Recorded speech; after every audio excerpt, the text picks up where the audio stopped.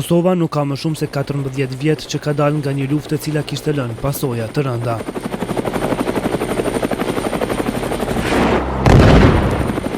Bombardimi, sulmet me armatim të rënd kanë qenë pjesë e pashmangshme e kësaj lufte. Popullata civile shpeshherë ka pësuar si pasojë e tyre.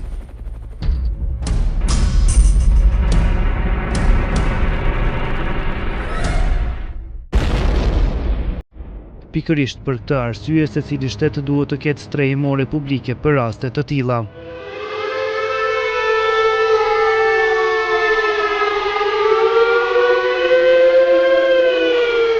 E nëse nuk e keni ditur se Prishtina ka strehimore në rast lufte, këtë do ta mësoni në rubrikën e përjavshme dedikuar kryeqytetit.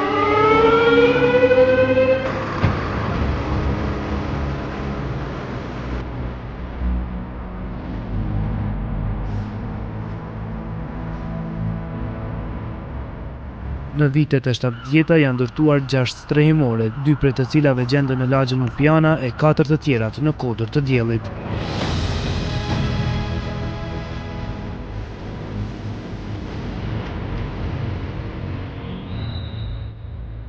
Mirëpo këto strehimore gjatë luftës së fundit në Kosovë nuk kanë shërbyer për strehimin e popullatës, për shkak të mosmirëmbajtjes së tyre paraprake.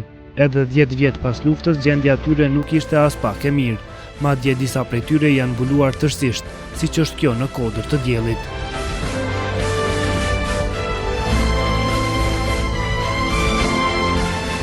Mirëpo prej 6 strehimoreve publike në Prishtinë, 2 prej tyre janë renovuar nga Komuna e Prishtinës, ndërsa një nga to është në fazën përfundimtare të renovimit.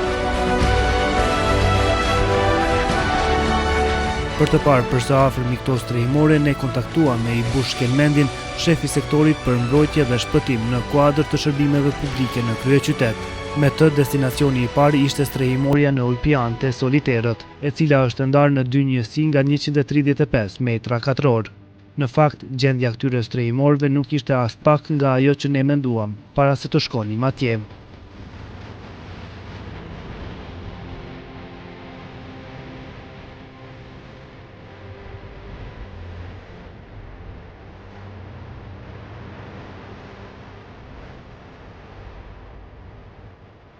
Ato, siç edhe po i shikoni, ishin të rregulluara me ndriçim të mirë, ventilim me izolim.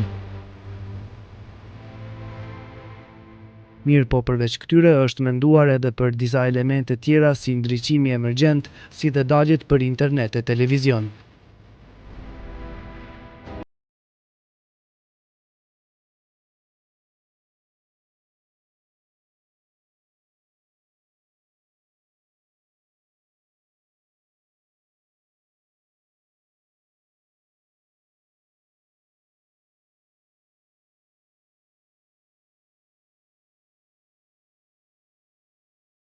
Këto elemente të cilat janë menduar kur janë ndërtuar këto strehimore, të cilat i kanë nga 192 metra katror e që së bashku bëjnë 385, pasi që në kuadër të saj përveç hapësirave për fjetje, janë edhe hapësirat për përgatitjen e ushqimit, për ruajtjen e rezervave ushqimore e gjërave të domosdoshme për jetë, banjo dhe dalje emergjente.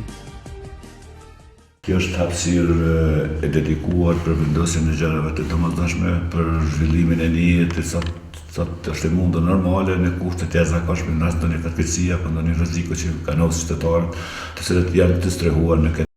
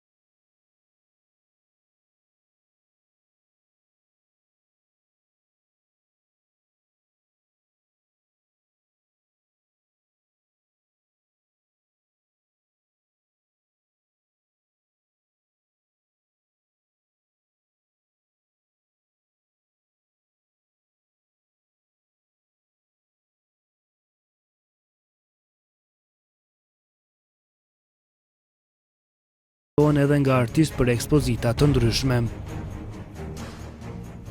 Mund të kemë destinim të dyfishtë.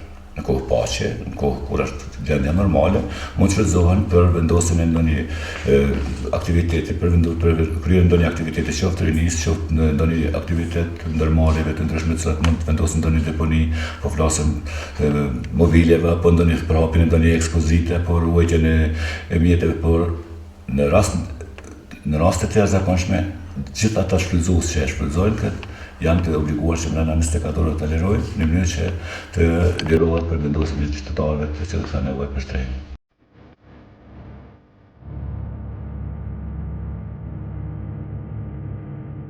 Materiali me të cilin janë ndërtuar këto strehimore siguron mbrojtje nga mbipresioni, rrënojat, radioaktiviteti, zjarri dhe efektet e armëve dhe materieve të tjera kimike.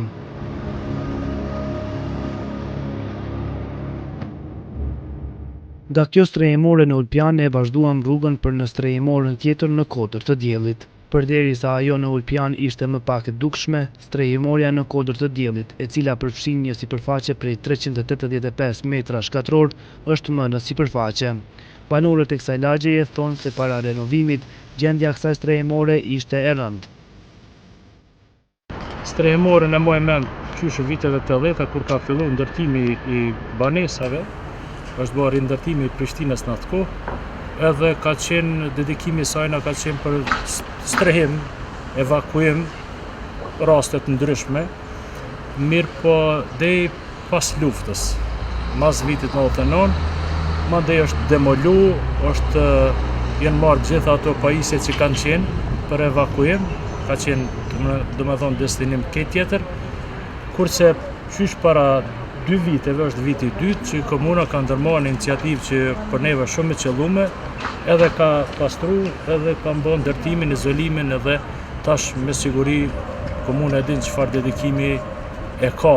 Tash për momentin shfrytëzohet nga një organizatë rinore që është shumë e qellume dhe besoj që gjithë jemi të kënaqur me këtë për arsye se shumë detyrinë ka pas këtu edhe kështu që është shfrytzuar sikur toalet publik. Kurse tash është vetëm në gjendje të rregullt.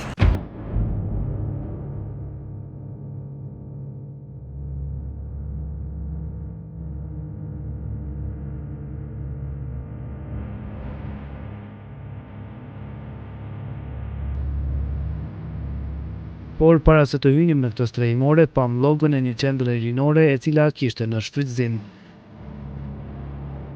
Dhe kjo strehimore është verimetu me njëherë, vitin 2011-2012 është përfundu, edhe kjo me vendim të kuvendit ju është dhënë në 2 njësive, 2 organizatave, Qendrës Rinore të Prishtinës dhe laboratorit inovativ të UNICEF-it, të cilat e përdorin për nevojat e punë, për kryerjen e punëve të tyre, kurse në rast nevoje me kontratë dhe me vendim të kuvendit është që këta do të lirojnë këtë strehimore brenda 24 orëve nëse ka nevojë për përdorim të strehimit në ndonjë familje e cila është e prekur nga ndonjë fatkeqësi natyrore apo fatkeqësi tjetër e cila mund ndodhet në territorin e qytetit të Prishtinës.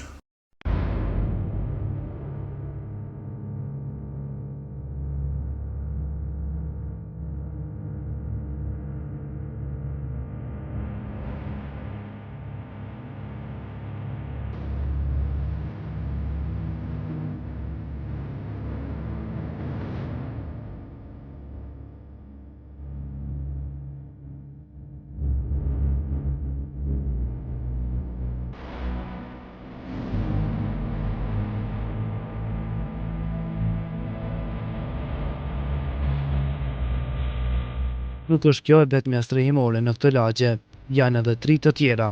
Ne shkuam te strehimorja e dytë në këtë lagje, mirë po nuk na u mundsua të futeshim brenda për shkak të renovimit që është duke u bërë në të.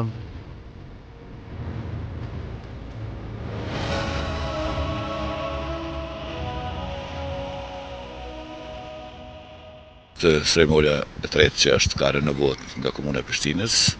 Fazat e para të renovimit janë përfundu, kjo është faza e tretë e renovimit, cila përkohësisht i ka ndërprer punë për shkak të kushteve klimatike, por shpejti do të përfundojë edhe kjo. Kjo është një strehimore me destinim të njëjtë, strehimore publike, që ka një sipërfaqe 330 metra katror.